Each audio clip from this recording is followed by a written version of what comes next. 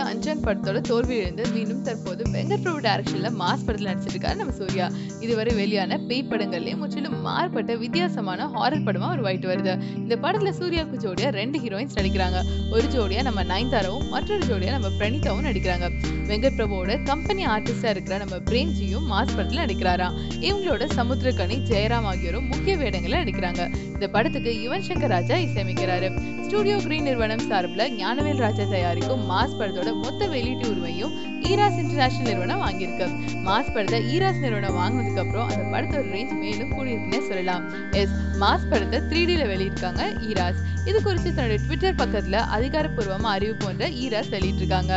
இது தமிழ்ல முதல் 3Dல படமாக்குற படம்னு சொல்லலாம். ஜூன் இல்ல ஜூலை மாதத்துல இந்த படம் ரிலீஸ் ஆகுன்னு எதிர்பார்க்கப்படுது. இந்த மாதிரி நியூஸ் தெரிஞ்சுக்கணும்னா 123cnews.com லாக் ஆன் பண்ணுங்க.